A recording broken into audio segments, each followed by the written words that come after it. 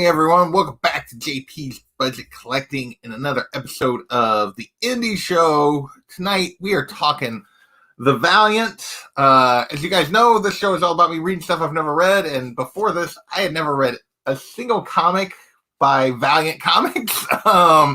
So this was a good introduction for me, and this was recommended by the first member of our panel tonight. Mr. Daymare sent me this, like, you got to read this. What's going on, man? Not much. How you doing? Not too bad. I'm not too bad. So you were like, you have to read Valiant. As one of the big... because you're going through indies, and I was like, that it's sort of a good primer, for the whole kind of universe. Yeah, and we'll get into that.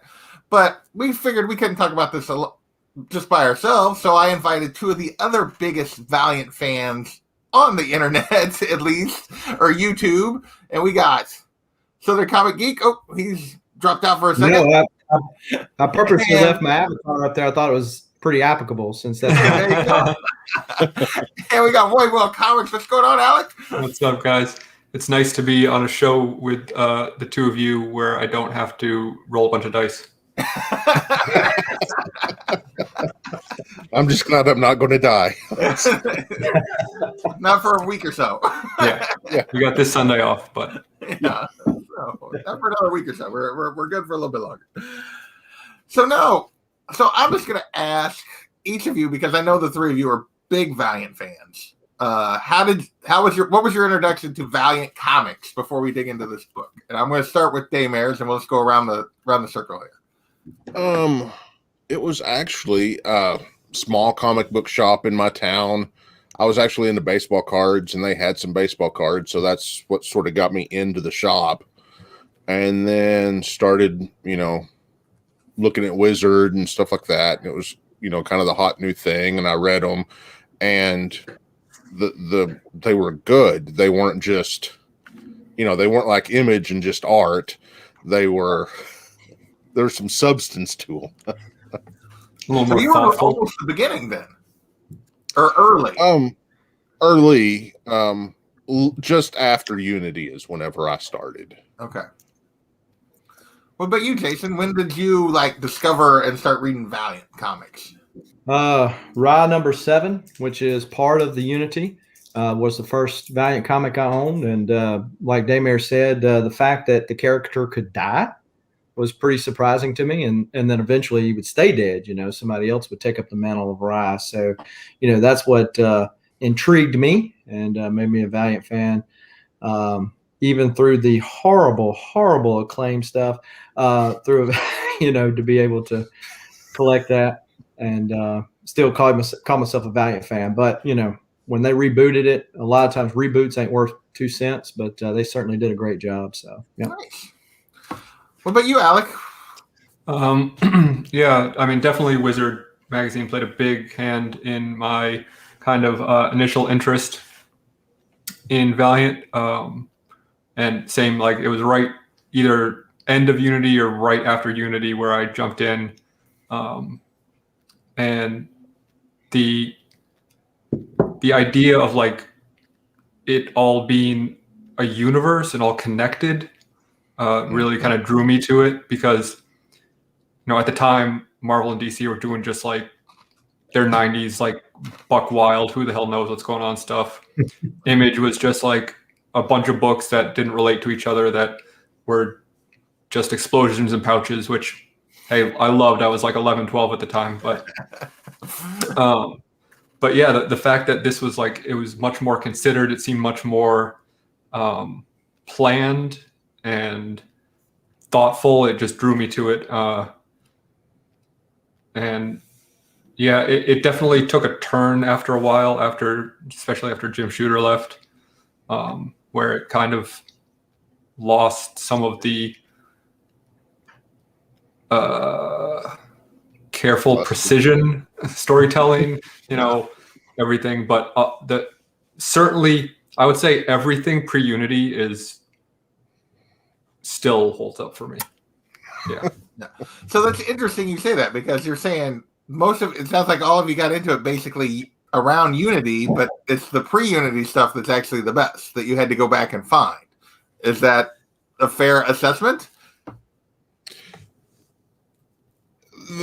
To me, the pre-Unity stuff is probably some of the better stuff, but then it sort of, I don't know, if you look at it like, Unity's up here and it just sort of gradually goes down till it hits a certain point, and then it starts going down faster, and then Acclaim gets it, and then it goes down really fast. Yeah, there was definitely still like a couple of years worth of good stories. It just, like compared to the pre-Unity stuff, which clearly was a grand vision for what they wanted to do with the line, and then Unity happened, and they kind of just like, oh, we're popular now, we'll just pump out a bunch of titles.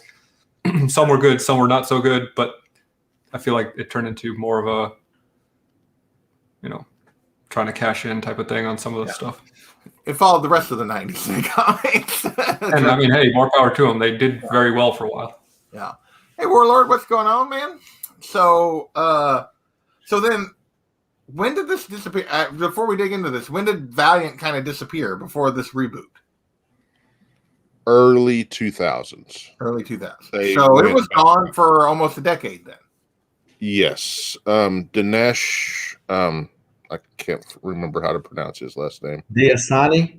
Is that how you pronounce his last name? Diasani? Okay. No. He bought the rights at a bankruptcy. Him and a few other people bought the rights at a bankruptcy. Okay.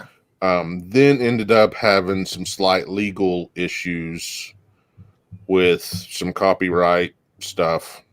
But they got it all straightened out.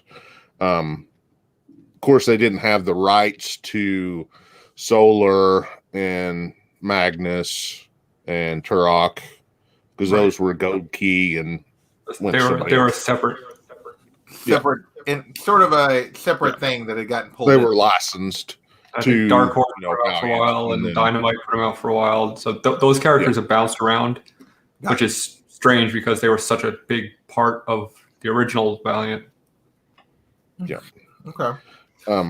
But then, so he bought it and made it pretty big, and then sold it out to a Chinese company for the most part. And recently, he started up another small company called Bad Idea. Oh, okay. Oh, yeah. So that's why everybody's crazy about Bad Idea. That's part of it, yeah. Well, then let's start digging into this. I just wanted to kind of get a little background because I didn't even know all the background of this. I know people when they talk about pre-Unity and Unity, and then they talk about Acclaim, and this actually came out a few years after they relaunched. This wasn't like at the beginning, if I remember correctly. So this wasn't the relaunch then? No. Okay. So it was still while Dinesh owned it, but it wasn't. They did not relaunch with this book. Okay. Yes. So they had already been going for a little while before they did this. So this was just kind of a crossover book then. Yeah, it was an event. It was an event. Okay. Sort of. Well, I will say to me, this was like, as a new reader, this is an excellent like jumping on book for this universe. Like, or at least I feel like it is, because I feel like you touch a lot of characters. You get a feel for what the world is kind of about. So what do you guys think about this as a event or a story in that kind of way? Alec, we'll start with you this time, I guess.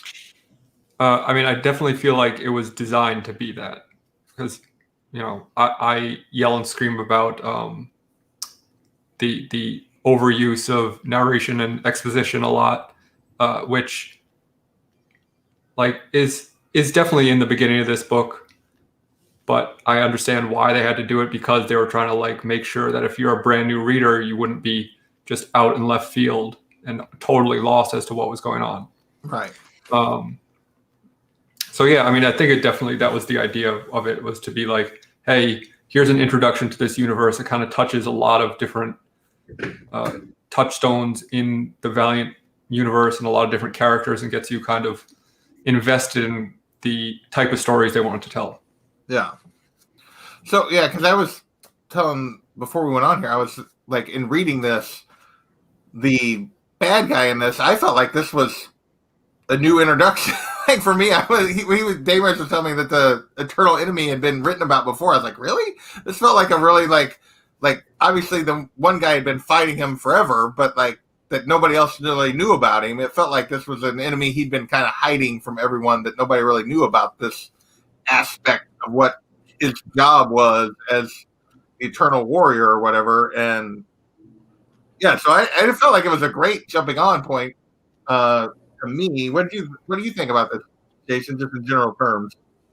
Yeah, I mean, overall, I think it was a great read. A lot of times when companies have reboots, they leave some of the core character traits behind. I feel like Valiant obviously added some stuff, maybe updated some of the characters a little bit, but overall, I can't really think of anything negative to say about any of the restarts. And talking about the Eternal Warrior, who's one of the main characters of the book, you learn where he got the scars from, which was something that he didn't have, back in the day. And so I guess to me, it kind of added gravitas, so to speak, that even though this guy is living forever, there are some things that he can do that may end it.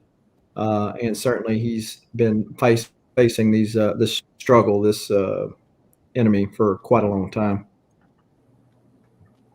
So I liked it. What about you, Damers? What are your thoughts about this as just in general terms before we like dig into the actual details? I've always kind of liked it since I read it.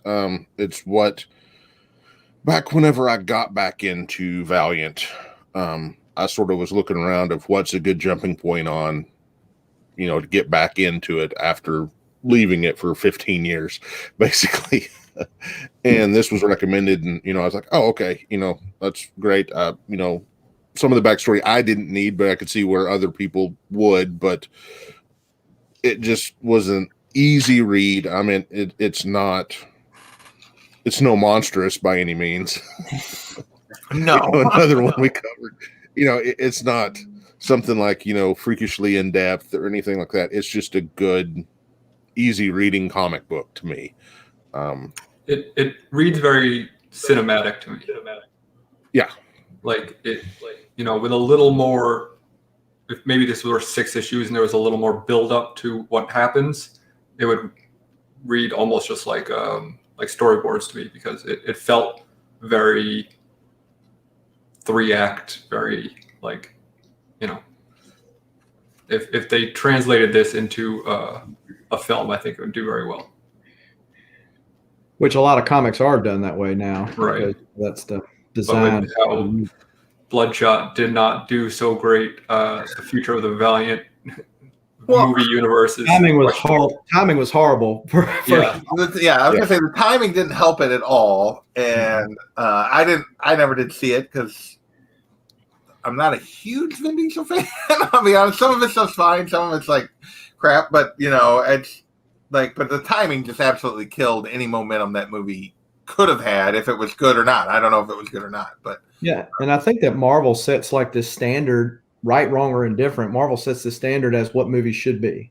And not to say they're not good, they have their place, but I don't know that anybody should expect Hamlet out of Vin Diesel, right? Yeah. It's just going to be a shoot it up. The only 2 things I had against it were the lack of hair, which is kind of hypocritical, right? But no, shot his hair, and then the fact that he wasn't the pale white with the red logo the whole time. So, which is, his powers have kind of shifted in the newer universe where he can kind of camouflage himself like that.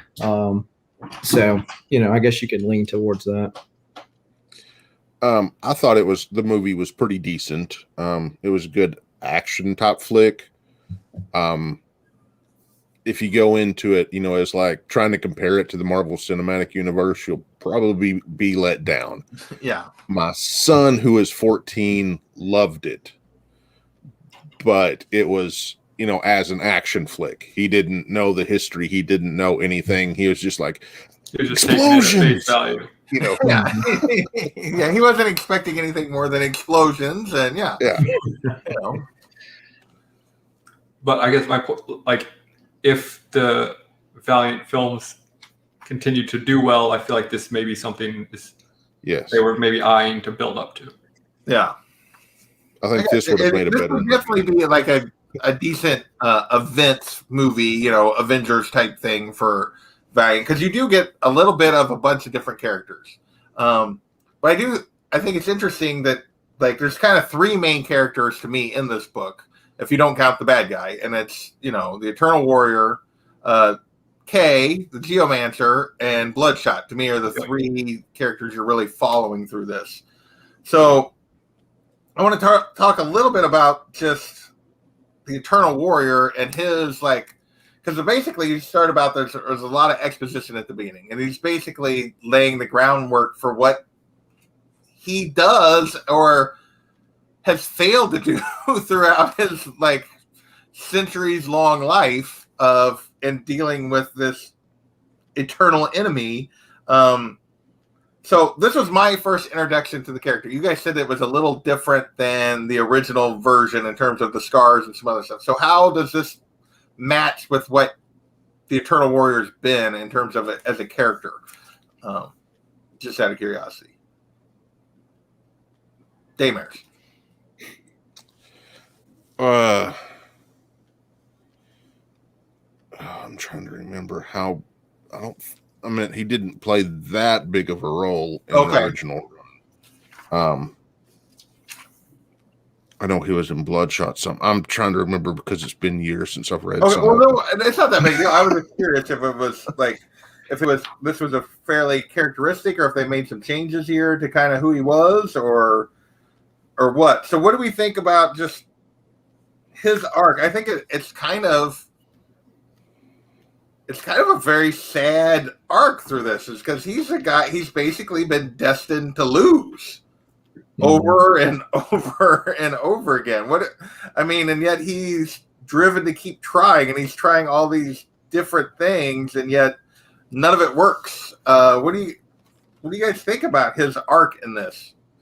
I'll go to Alec this time. Go ahead. Or go, Jason, go ahead. No, what I was going to say was the Eternal Warrior, especially like in the 90s run, was more like the Highlander. So if you remember the 90s Highlander run, you know, they wrote it just like that. So he would start off in a scene from way back, fast forward, it's somehow connected, and then it weaves it in. But it reminds me of the Eternal Warrior, that is, reminds me of Highlander, you know, and that Queen song, you know, Who Wants to Live Forever. So, you know, you kind of got that, right? Because people think, well, nobody wants to die. But what happens if you live forever? And especially with the Eternal Warrior having the higher calling than, say, Armstrong, who's just a regular drunk and, you know, just hangs out, or Ivar, which are the two brothers to Eternal Warrior. He time hops all around and has all this fun. You know, this guy has, you know, he's the responsible one. And here he is, and over he's failing, but he continues to get back up. So, you know, me personally, Eternal Warriors is it's kind of like your kids. You hate to claim one's more favorite than the other, but I'm a Highlander fan too, so I like the Eternal Warrior as a character. Yeah, I mean, one thing to remember is that when they relaunched Valiant, they started from zero. It wasn't like a DC relaunch where some characters continue from their old stories. It's like They were telling new stories as if the characters were being introduced for the first time ever. So they kept like most of the same kind of storylines and characteristics, but they were able to like update some stuff and change things to suit their needs, because it wasn't like nothing was carrying over other than the characters' names, basically. Okay. Some things had to change due to the, you know, no longer having Solar and, you know, Magnus. Because Solar was one and Magnus was two of their first books they ever put out. So. Okay. But yeah, the Eternal Warrior is definitely a heartbreaking character in this arc, where you just see him kind of like, you know, getting up after being knocked down over and over again, somewhat begrudgingly sometimes, but just knowing that he has to continue this task until he's successful at it. But it's not something that I don't want to say he's not passionate about, because he clearly cares, but something that he begrudges, certainly, or feels It's like cleaning the kitchen or something like that. Yeah, he said he feels so defeated by, but yet he has not given up. He hasn't turned into his brother, who's just a drunk. He still, has this calling that he answers to. Yeah, he talks about that. Kind of, he lays that out at the beginning that I cannot die, so he doesn't really fear anything but this, and it's just like I'm driven to protect, even though I kind of don't want to. I mean, he basically says, even though I kind of don't want to do this again, I have to. Yeah. Sort of like he feels this obligation, no matter what he faces. It's the sort of thing where if he could hand the sword, metaphorically hand the sword to someone else, and say, like, you do this for a while, I think he's at that point where he would, but he can't. Right.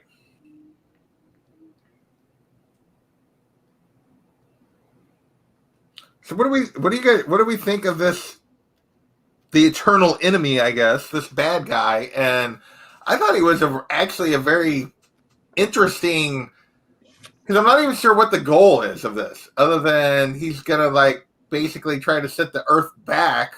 Like he tries to reset everything, I guess, is really what he's trying to do. And he's portrayed, he's always like a different form and like this freaky, he's basically kind of a fear monster to a certain degree. Like, yeah, totally. And I think like at the beginning, they don't really reveal that until he turns into the Mr. Flay or whatever. Yeah, Mr. Flay. So the first few times you see him, it doesn't really click that he is these forms, because those are the forms that the geomancer fears the most. Like you get a hint at it when the kid, asks if it's Beowulf or Grendel or whatever. Yeah. Grendel. And he's like, no, Grendel's not real. But then, you see something, you're like, that kind of looks like what Grendel might look like. Yeah. Yeah, I will say the Mr. Flay, or how does it call it? Because it actually does say his name here at one point. Mr. Flay is freaking creepy as all get out, like as a villain anyway. Just like, yeah, and the way like his the immortal enemy's face always tends to like open up to reveal its skull, which is creepy enough when it's a monster, but as this creepy old man is like so much scarier. Yeah. And I feel like it was very inspired by like Albert Fish in those early turn of the century serial killers and stuff like that, because that's the vibe I got from it. Yeah. If you don't know who Albert Fish is, don't look it up before bed. That's probably a good idea. Pro tip from White Whale Comics. So, I guess you guys got anything else to say about the kind of the villain of this before we get into the other kind of two main characters? And I feel like the little bit of a, not really a relationship, but like the interaction between these two, that's kind of the driver of this story for the most part. I feel like there's two stories. There's the Eternal Warrior versus the thing he always loses to. And then there's the current Geomancer and Bloodshot, who's trying to protect her. Obviously, everybody else that has any kind of ability gets sucked into trying to fight this thing, just keep it away from her, but kind of Bloodshot's the last line of defense. What do we think of Kay, and as we come to find out during the course of this book, Ray, or at least that's the name that he gives her. What do we think about the way their interactions during this? Daymares, this time. I keep going to the corners instead of Jason.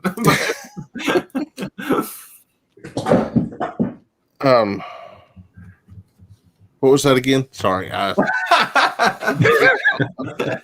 know. That's horrible. I feel like you're okay. What do you like? To me, there's two aspects. There's two stories going on here. There's the Eternal Warrior versus the Eternal Enemy, but then there's this current Geomancer who's the victim, and Bloodshot, who's trying to basically protect her, and kind of a lot of the story is their dynamic as they're running from this thing, and her kind of realizing what her role is in this particular situation, and him trying to protect her. What did you think about just her as a character? And because it's really in a lot of ways her story. Yeah. Even though, spoilers, she doesn't make it out of this. Like, she's not setting up anything further unless, well, it's comic books, they can bring her back. But I don't know if Valiant does that as bad as everyone else does or not. But not really. I feel like Ryan never came back. Yeah. They'd just get new ones. But I think the setup was really good of her. And just there was a connection between her and Bloodshot, and essentially making him more human with her powers. Yeah. And that actually comes into play quite a bit later in the actual comics. Yeah, and I assume it would come into play a ton in his role, because it appears that, like, she changes him completely at the end of this. Like, when she... Yeah, like, Jeff Lemire did another mini-series or maxi-series, I forget how many issues it was, called Bloodshot Reborn after this, right? Yes. Yeah, that's a good one, too. Yeah, it's very good. Much more self-contained on his character. It's not like a huge universe event, but very, very good series that I would recommend as well. So that tackles some of the fallout of this. Right. Yeah, it basically says, like, in the back that it sets up the Bloodshot Reborn. But yeah, I mean, their interactions are, I think, some of the highlights of the reading experience for me in this. Yeah. Where, she like is bugging him about like what the nanites or nanobots do, and she's like, "So what are you? Don't you know?" And he's like, "What's a geomancer?" And she's like, "Okay, touche." Well, I thought it was really well handled, because, like, at the beginning, your introduction to her is basically that she really doesn't know who she is, or like she's got this power from her grandfather. Like, it's basically passed to her. She doesn't really want it. She doesn't understand what to do with it. And now because of it, she's being hunted by her greatest fear to a certain degree. And then she comes across this guy that she's trying to help, and is trying to help her, and he is in some ways worse off than she is. Like, in terms of doesn't know who he is, doesn't like. So I thought it was a really well played the way they set it up, and why she would care, why that she was like, but who are you? Why are you doing this? And because she was trying to figure out who she was and why she was doing this.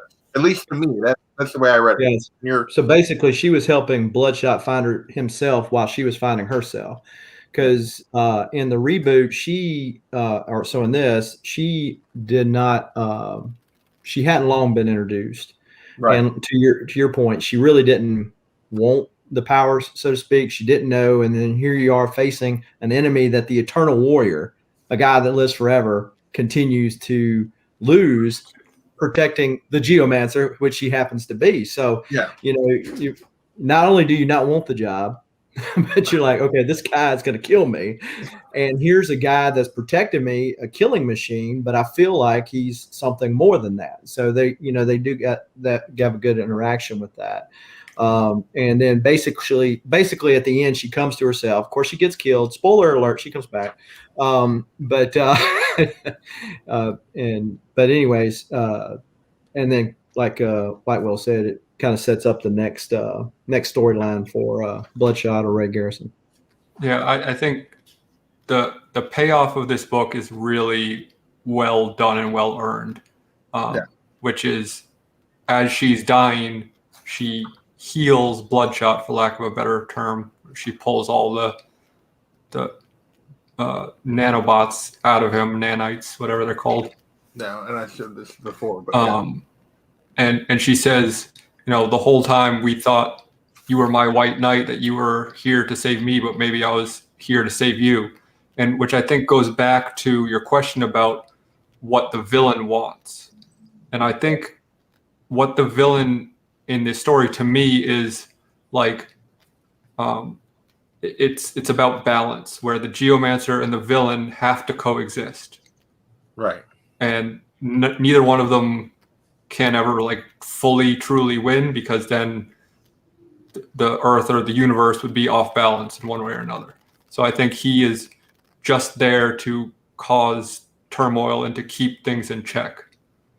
Yeah, he's basically resetting. And he sort of like explains that, like that I'm inevitable, that I have to happen to the Eternal Warrior, who's like, no, you don't have to happen. Like he's like, you're always going to lose because I am like, this is part of the process. This is something that has to happen. And so getting to that, let's talk about the payoff of the other side of the story, which is how he defeats him, at least temporarily, by sort of his future self sort of cheats and sends, like basically knowing that he only like appears every so often, sends a geomancer. I don't know if it's the next time or 2 times in the future or 3 times in the future, but he sends one back in time to when he knows he's disappeared and just disappeared in order to protect them.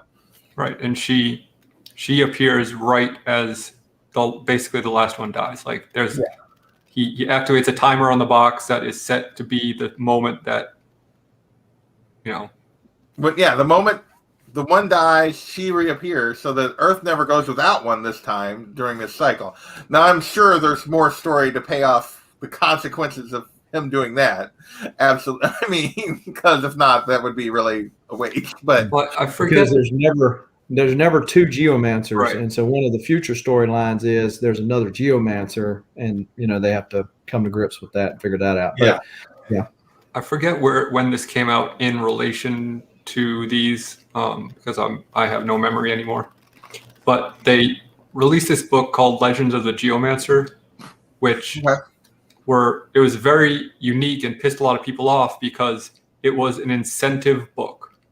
So it wasn't an incentive cover. It was, you had to buy like 25 copies of book A to be able to get a copy of this book. Oh, wow. And not only that, it was a mini-series. They said they'd never reprint it. And then they did. Trade paperback or digital or... Which is what Bad Idea now says they are doing. So it was kind of like maybe them, Dinesh dipping his toes into this idea and saying like, oh, I want to build a company around this. But for a while, that first issue of the Legends of the Geomancer was like super expensive. I can imagine. Yeah, if that's the way you had to get it, that seems crazy. So I will circle back to just talking about Valiant and where, as in general, and like where people should go from here if they pick this up. But let's talk. We haven't talked about the art at all, and so I do want to talk about the art in this. Is this Matt Kine? Paulo Rivera, Matt Kint. Oh, Paulo Rivera. Okay, Matt Kint co-wrote it with Jim. Okay, gotcha. So this is all Paulo Rivera. I will say, like, the strength is absolutely got to be like, for me at least, is all the action, like the way he tells, like the fights and the action and the movement. Like, I feel like he does a fantastic job with that. But what do you guys think about the art in this? I'll start with Whitewell this time because he's our artist on the panel, and maybe our biggest art critic on the panel. Yeah, I'm a big fan of Paulo Rivera's work. I put him in the same kind of school as like Marcos Martin, and it's just like very clean, consistent, tells the story perfectly.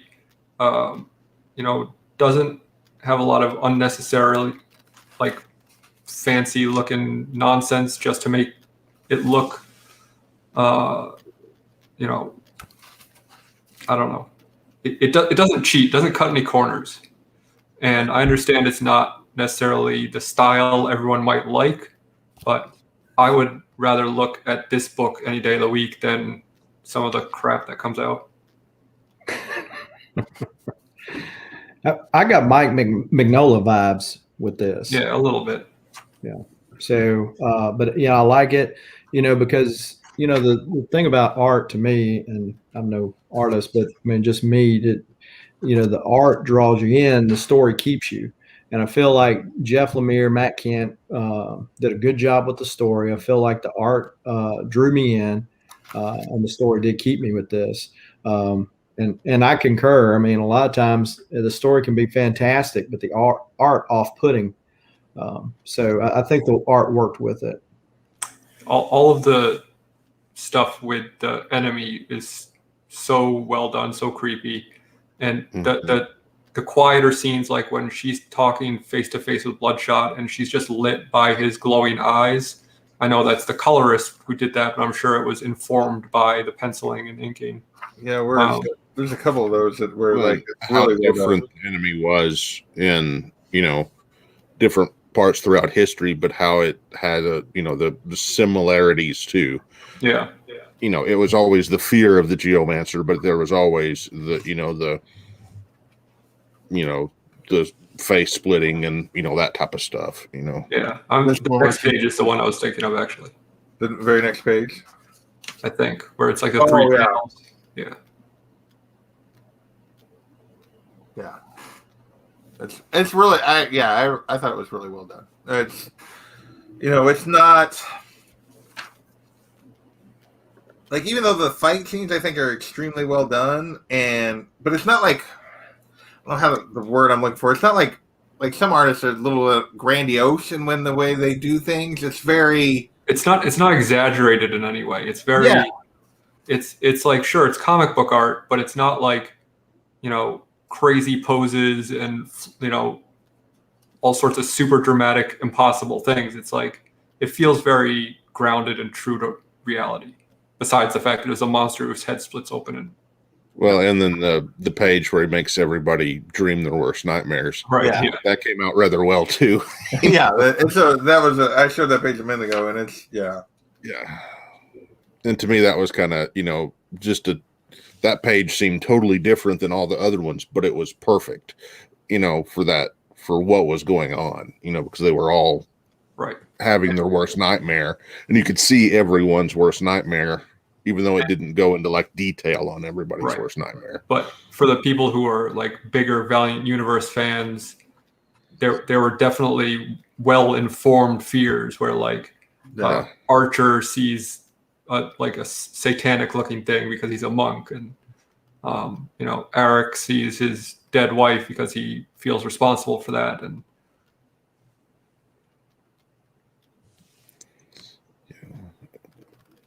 the thing, I feel like EXO was kind of missing from this quite a bit. I was gonna say, like, some of the characters are really like. And it's only 4 issues, so you can only fit only 4 issues, and you get EXO. We get a few. EXO is just like so powerful in my mind that why wouldn't he be on the front lines the whole time? Yeah. Well, he said, look, as they're doing their battle, he talks about having them come, like the different people come in and out, and he has him kind of as like the big gun or whatever at one point, but has him. But yeah, he really doesn't play much of a role other than he just it's kind of. I might be a little biased, but I think EXO probably is one of the most consistently well done characters throughout all the different iterations. Yeah. I'm wondering also if part of the reason why they left him out, and correct me if I'm wrong, but I think EXO was one of the launch characters, wasn't he? Yeah, it was EXO. It was EXO, Harbinger. Yeah. And is it Shadow? And EXO went on for a long period of time, so he was halfway established. Right. But they rebooted that new, Yeah, sure. They've rebooted him a couple times already, though. Oh, yeah.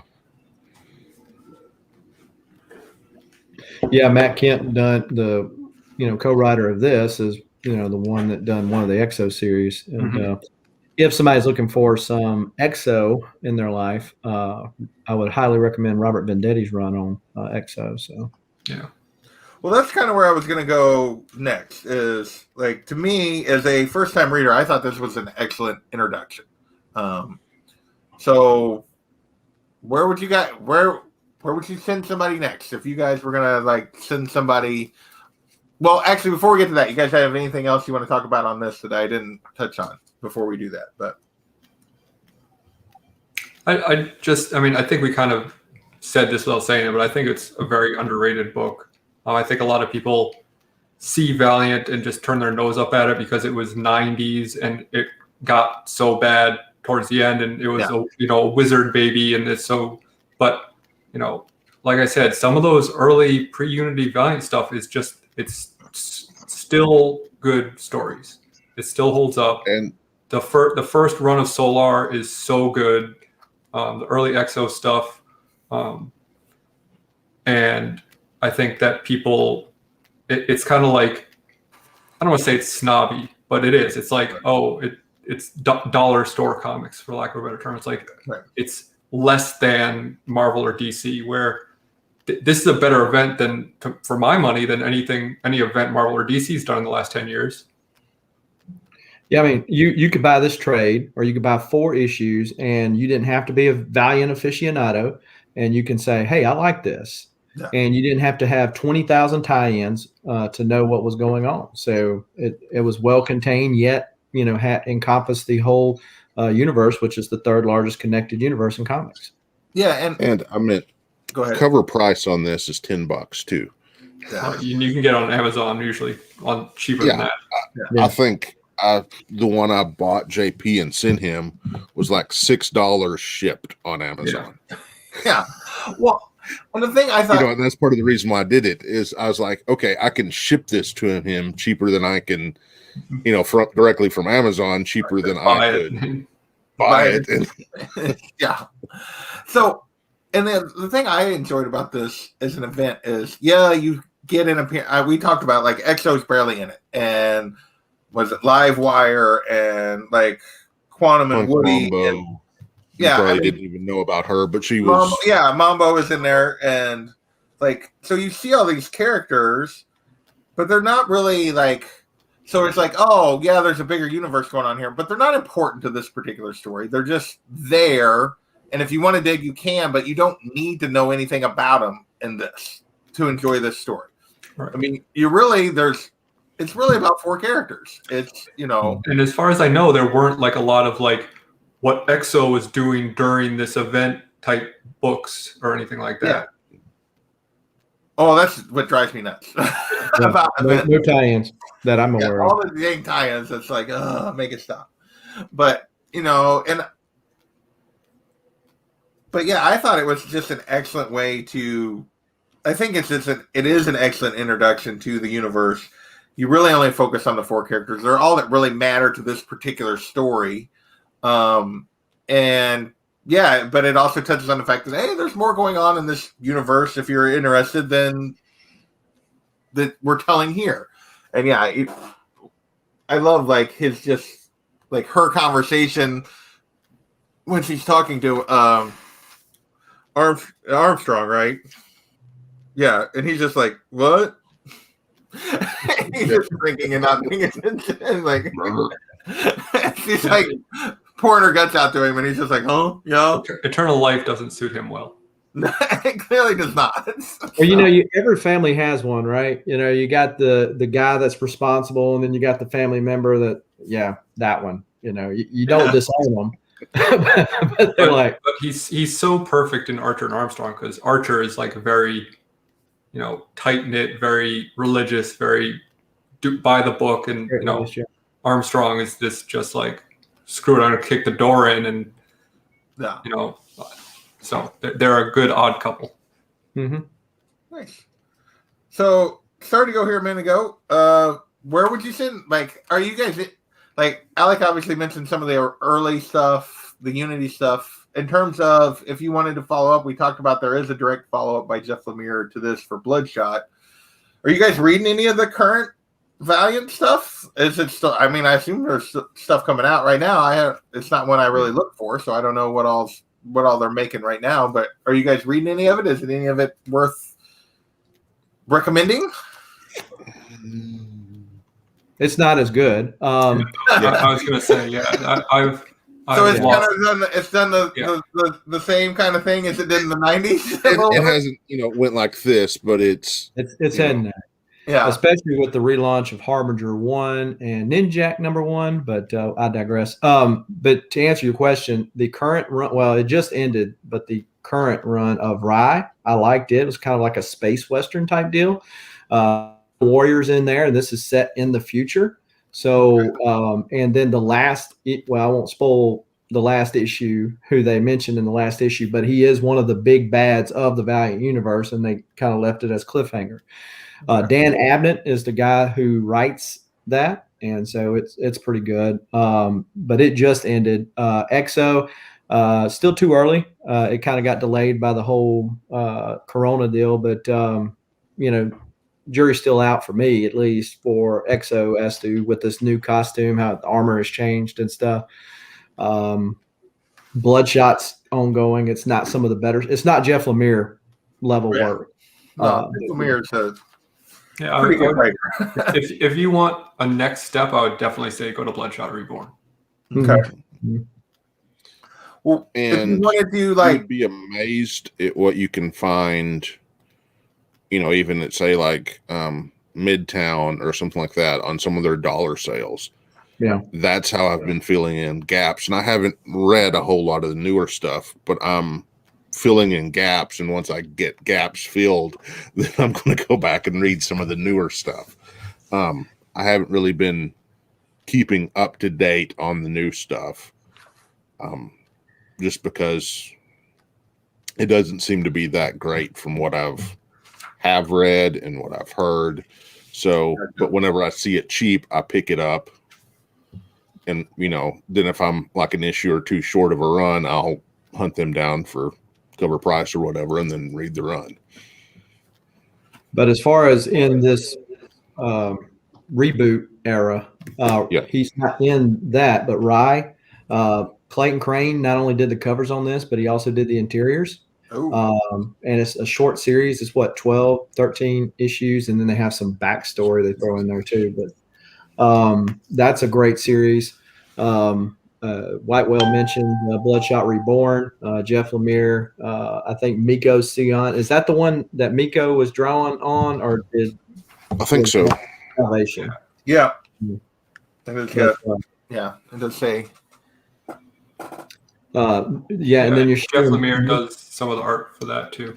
Yeah, Ninjak or Ninja K, as he would be later known as, which is kind of a different twist on it. But I was okay with it. This is a brushed metal 1 in 250 incentive cover. I just got it in today, but that Ninjak's a pretty safe bet. It's kind of like a Ninja James Bond, to explain it to somebody who doesn't know. Yeah, Valiant's done some weird incentive variants. They did like a tempered glass cover. Yeah, I remember that. Too. I think Damers might have that one. He has something similar to that. He's going after something. I just got the Fallen World one of those. Yeah. It sounds like it's been a little uneven. But it does sound like some of the newer stuff is pretty good. So if you had to send somebody one thing beyond Bloodshot Reborn of the newer stuff, so are those the tempered glass, or are those the? Yeah. Okay. All of these are tempered glass. Be careful. Don't crack them. Yeah. And that one actually is tempered glass and UV. Oh, wow. Light, so you shine UV light on it, and it goes kind of crazy. Interesting. Yeah. So those were all 1 in 250 incentives. Dang. Okay. And they've had metal covers, carbon fiber covers. I know they had metal, and I didn't know they had carbon fiber, but good grief. Yeah. Bloodshot, was that the one you're talking about? Yeah. There was the Quantum and Woody one, I feel like, that was like something weird that was like. Yeah. Well, they made a 1 of 1 Quantum Woody. Yeah. Okay. But I think that was like given away as a prize or something, right? Yeah. maybe. Yeah. Interesting. There was something to it. It was like, it was a second print and they only made one of them. But I forget what the deal behind it was. But there was also a Quantum and Woody that they had different levels of 90s gimmicks on them, like die cut and embossment and foil. And yeah, Quantum and Woody is definitely like the humor book in the Valiant universe. Yeah, it's slapstick comedy for sure. Exo Manowar, Robert Vendetti or Matt Kent's run on those are good reads for somebody. And like with Eddie's run, you kind of see the progression of Eric over the course of time, how he ends up becoming the king. That's kind of why I'm kind of on the fence about Dennis Haslam's current run, because it's like this is all regressed. But we'll see. To answer simple, Simon, I feel like shops typically get like maybe number ones, but then like you don't see a lot of Valiant books just sitting on the shelves. I feel like it's mostly for subscribers who order them. I don't know about your shops, but my shop is pretty small, so anything that's not, very that they know people are going to buy, they pretty much just order basically what their pulls are. Yeah. Like unless it's like a number one or a new series starting out, they'll order a few extras for the first couple to see that people can try and see if they like. But like beyond that, it's usually what people are pulling. Well, I mean, and I understand why, because no one's going to pick up an issue 7 of a book they've never heard of. Right. Yeah. So yeah, if you haven't already started it, then you're not gonna track it down on like issue 7's not gonna be sitting there if you're missing it for some reason. So it does make it hard to think. So it sounds like I hear a lot of stuff for EXO and that kind of stuff. Favorite Valiant character, favorite Valiant run, read all time. Alec, I'm gonna put you on the spot first. My favorite Valiant character when I was a kid was Rai. I just really connected with like the covers, the way he looked. I just thought he was so badass. I think my favorite read all time is probably the first series of Solar, like leading up to issue 10, which is the first appearance of the Eternal Warrior. That for me is some of my favorite stuff to read. The art's gorgeous. The story is, kind of feels big. But this is up there. I really enjoyed this the first time I read it and enjoyed it again when I reread it this week. Jason, what about you? Favorite character, favorite run? Again, we're asking about favorite, kid here. I would agree with that, the Rye sentiment, because it has been very consistent with Rye. Bloodshot is probably more, not probably, it is more used character, which they're kind of two sides of the same coin. But the, so if you could put Rye and Bloodshot together, but I really like EXO. I mean, I liked EXO back in the day, and I liked Eternal Warrior back in the day. But especially the early Barry Windsor Smith stuff, which is great in Solar too. And Barry Windsor Smith is a tremendous artist who I think doesn't get enough credit when talking about like better artists of that era. I think he's really, really good. And to make bank for a black cover. I mean, that's. But I'm sure I've said this before many times on my channel, but Rye Zero is still one of my favorite covers of all time too. Yeah. Yep. The Punisher cover swipe. Yep. So, but talking about that, actually, I'm in April meeting Jim Shooter, and I'm going to get one of my Rye Zeros signed. Nice. Actually, having said that, I own a Rye Zero. Imagine that. Wonder who sent me that.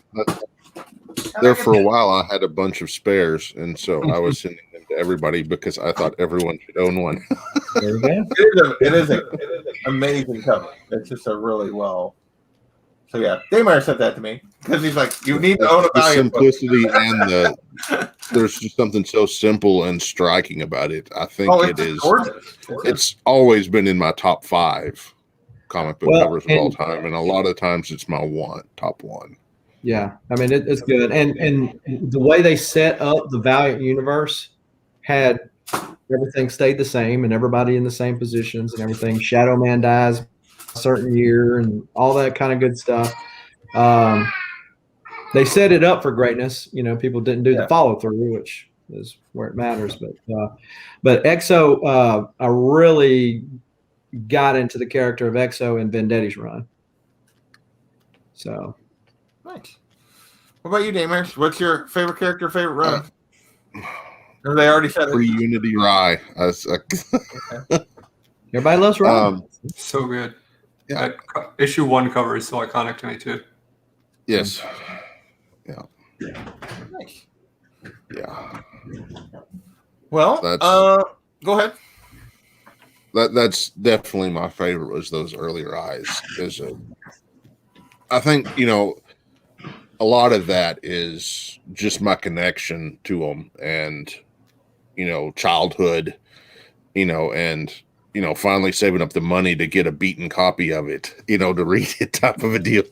Yeah, and back in the day, Rye 3 and 4 were some of the hardest to get Valiant books, and they were always super expensive because they were so low print. At once Valiant hit it big, it was like Harbinger 1, Solar 10, and Rye 3 and 4. As far as I remember, as being the books where you were a baller Valiant fan if you had any of those books.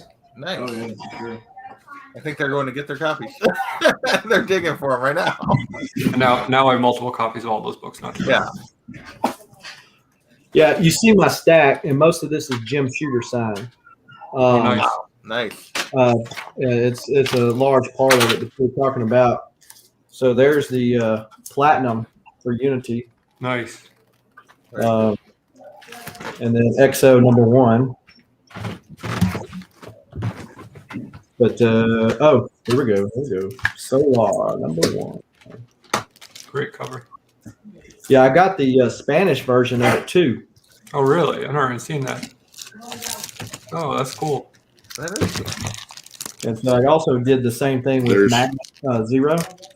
Got the There's Spanish your glossy and the English version. Oh, glossy versus non-glossy. Rack Morales is actually going to be at that con too. He was an early Turok artist. Yeah, Daymars was actually the one that taught me how to easily define whether it was a glossy or matte. This was probably my favorite cover. It's so cool. It's the Which one is that? Is that 4? Show it. Air.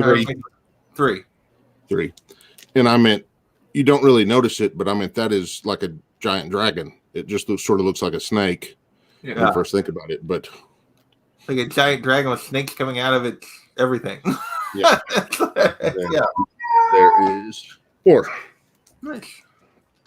Can't get enough. I never got an albedo. I've given up on that idea. That's Usagi 1 is now practically. Albedo was, yeah. Yeah. I don't want to hear anything about that, TJ. That book is multiple thousands of dollars. I'm so glad I got my Usagi 1 when I got it. Yeah. I was into Harbinger too, since we're showing off.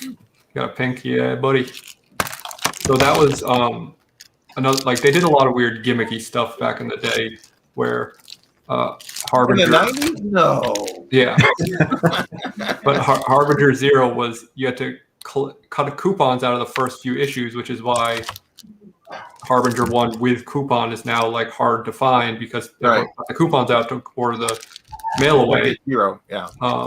But the pink one was the mail away version that was printed way less, and the blue one came with the trade. Right. Yeah, that 9.8 Harbinger 1's an expensive book. Sure is. Up there. That and again Solar 10 9.8 because it's just totally a fully black cover. so hard to find a 9.8. So I'm going to get Shooter to sign Rye's first appearance in Magnus. Mhm. Should I get him to Didn't get sign 9.8. back copy or the? Oh or yeah, the absolutely. Well, I mean, if you're going to get it graded, I would have them side the front because they would. I don't think they'll grade it backwards for you, Okay. right? But I have 2 copies of that, and I have 1 bagged each direction. Yeah. Okay. Yeah, but would you? So would you David's get like, yeah, Shooter of to sign course. the Rye? Would you get him to sign? Maybe get him to sign both sides because he doesn't charge Yeah. for signatures. Oh yeah, hell yeah. There you go. I mean, if you're actually gonna get it graded, I mean, yeah, I don't know. Yeah, because a bunch of those Magnus books were flipper books. So Yeah. they had 2 stories and 1 on either side. And the back side doesn't say Magnus, it actually says Rye 1, Oh, okay.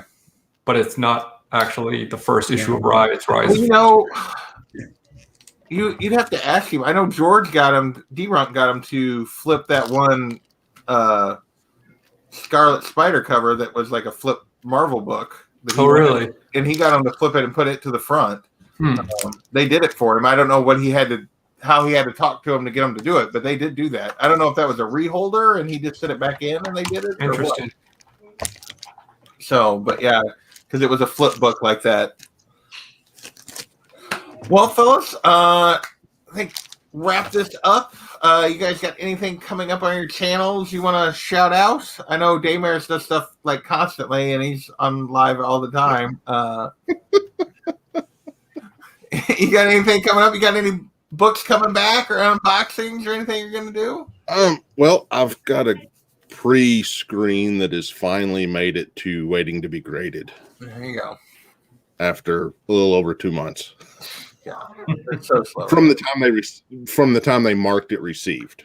Yeah, I mean, I think all the grading companies are still really struggling from catching up from the pandemic. Mhm. I know, like the BGS, which is one of the card grading services, their 10-day turnaround is like 8 months right now. Yeah, it's insane right now. It's super slow. Oh yeah, mine have been there for 2 weeks, and it still has, like, according to USPS, they've been there for 2 weeks. It's been delivered for 2 weeks. They haven't even received them. Yeah, they haven't even. That's the most stressful time. Yeah, It took me about a month on 2 of my orders for that to show up. Yeah. From the time that they received them to the time they said they received them was about a month on my, not last 2, but the 2 right before that. No. All right. Well, hopefully you'll have an unboxing maybe soon. Jason, what do you got coming up? Well, got an auction on my channel Saturday, and got my 1,000 subscriber giveaway. The 9.8 CBCS slab of the Wolverine 1 C2E2 exclusive. Doing right now, and so yeah, videos popping here and there. I don't have no 100-box CGC unboxings like Damaris does, but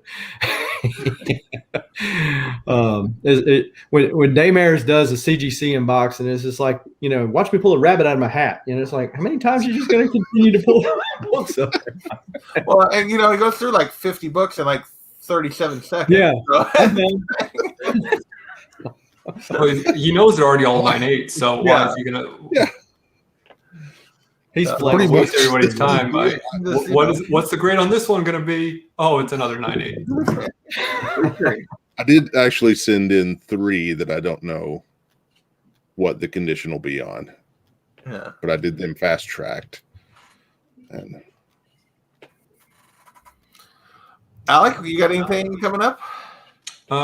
Next weekend we got probably, I'm guessing, the final D&D episode. I would hope. I can't imagine it.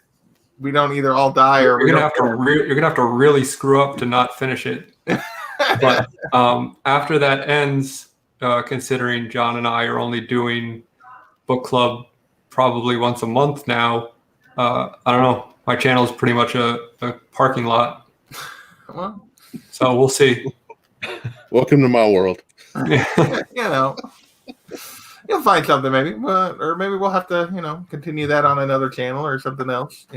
Keep playing some D&D. So next week, next indie show, we are talking Something is Killing the Children, Volume 2. I got John and Kachung and Delphia and Comic Books NYC joining me for that one.